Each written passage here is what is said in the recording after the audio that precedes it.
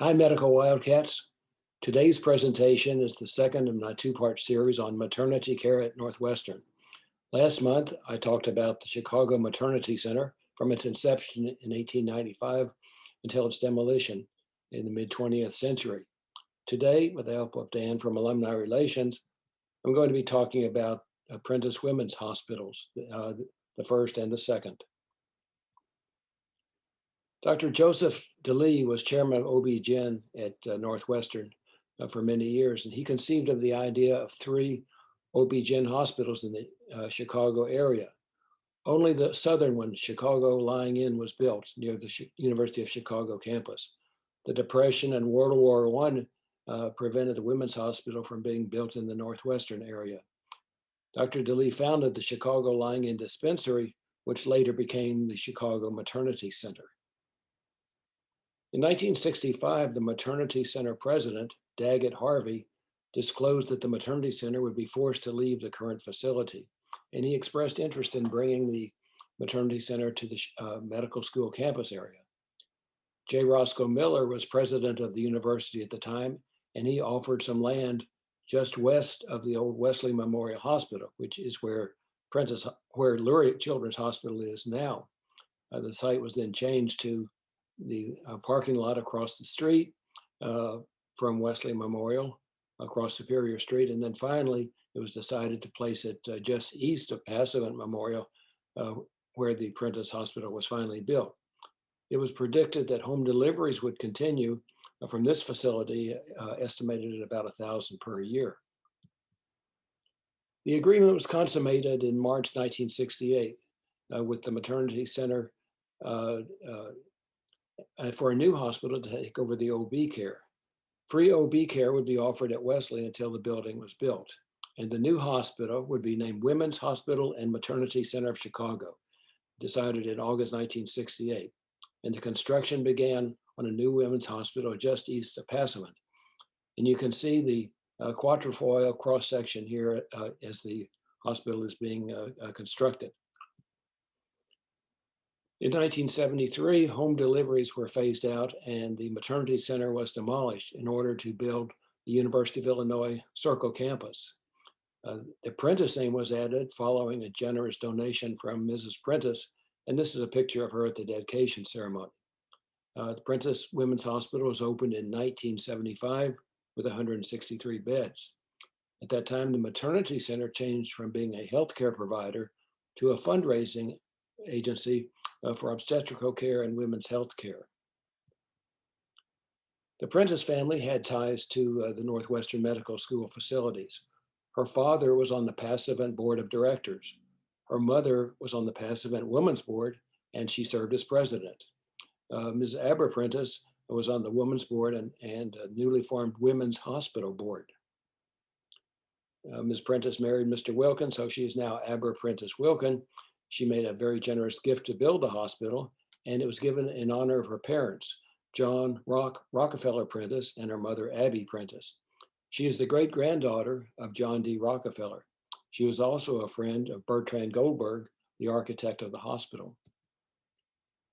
Mr. Goldberg was the architect who designed the hospital, which was completed in 1975 with this controversial shape. He also designed Marina City, the twin corncobs on the Chicago River, completed in 1964. He designed 8 hospitals, including the Brigham in Boston. He had some early proposals for Prentice Women's Hospital. And these were 2 proposed designs that were not built. He was an advocate of the Brutalism school. This was a German design school, which he learned about when he studied in Germany. It was dedicated to bridging the gap between rich and poor. And in this school, everyone involved in the building had equal footing. So it was a kind of socialism with equal footing for metal workers, weavers, construction workers, architects, etc. Goldberg realized the potential for concrete and rebar. And this is a Brutalism building, not by Goldberg, but it's on the University of Chicago campus. The University of Illinois Circle campus is done with a lot of Brutalism.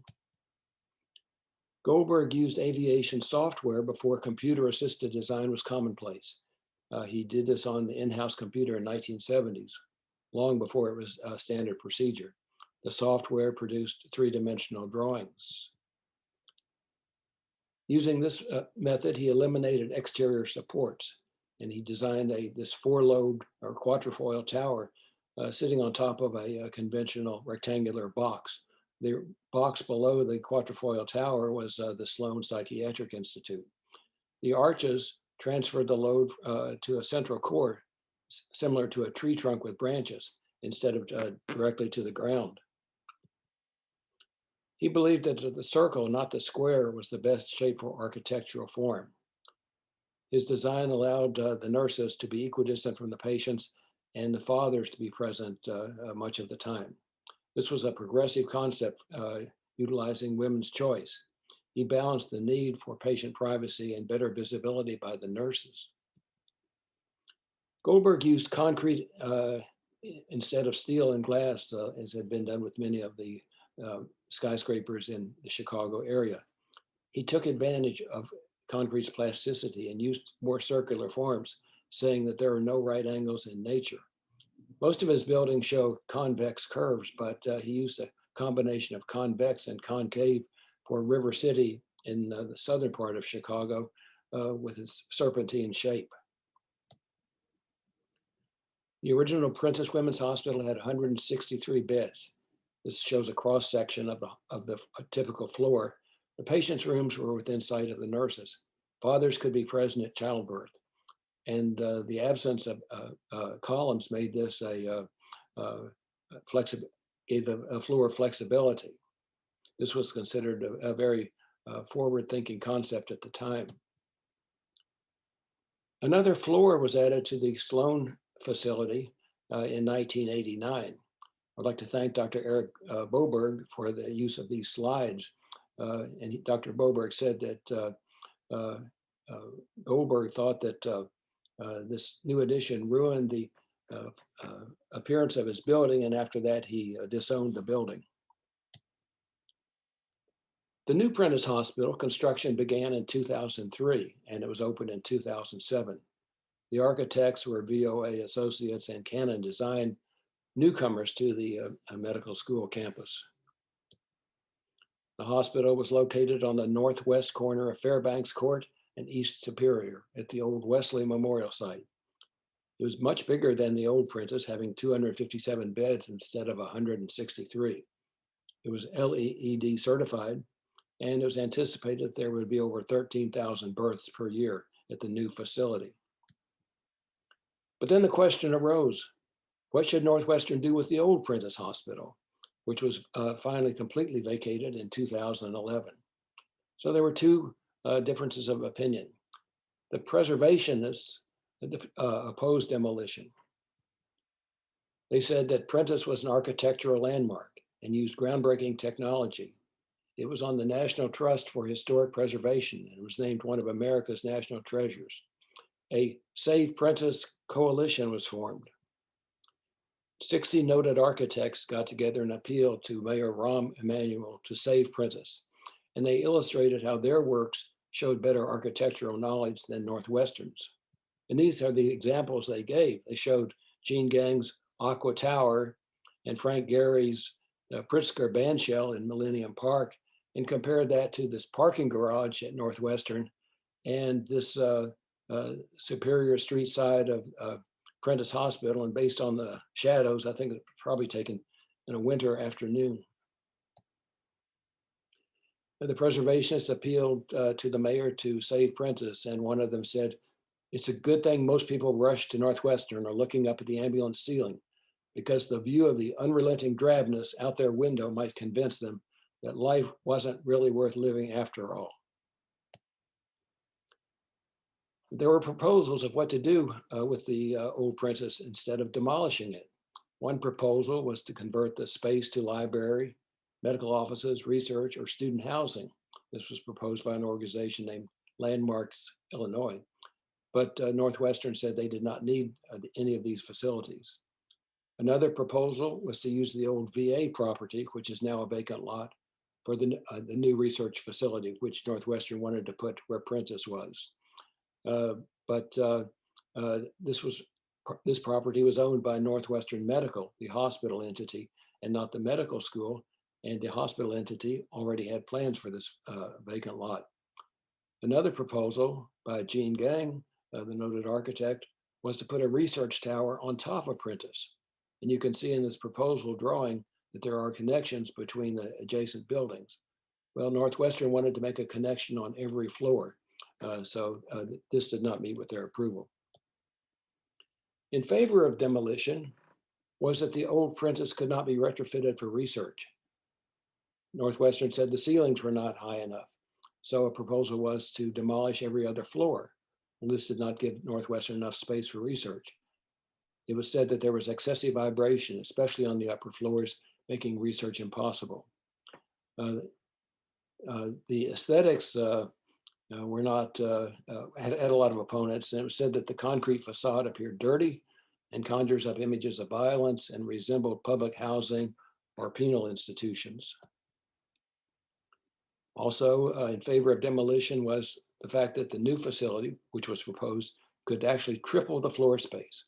The medical school wanted to start off with 600,000 square feet, eventually going to 1.2 million square feet in a new research facility on this lot. They wanted to connect it to the Lurie Research Center at every floor. They said that this would bring new jobs and economic growth, groundbreaking scientific research, and major government grants to the Northwestern area and employ thousands more people. And the Streeterville neighbors did not actually like the appearance of the old Prentice. So it was finally decided in 2014 to take the old hospital down. And you can see it was demolished in stages, starting at the top, finally completed in September 2014. So what happened to that land? It was converted to the Simpson-Querrey Biomedical Research Building, which opened in June 2019. There was competition for the architectural firm to design the building, and Perkins and Will won the competition. This is the Superior Street side, and you can see the curvilinear surface, almost reminiscent of the Prentice, of the Goldberg pattern. The south side of the building is flat, however. This was opened in 2019 and became the nation's largest biomedical academic research building, a major addition to the Feinberg campus. I'd like to thank the following for their assistance with this presentation. They gave me a lot of information and photographs. Catherine Littell from the Galter Library, Emma Coyne from the library, and Susan Sikarsky, who's the archivist at Northwestern Memorial Hospital. Let's get together virtually next month. In the meantime, stay safe, stay healthy, and look forward to joining you next month for another presentation. Thank you.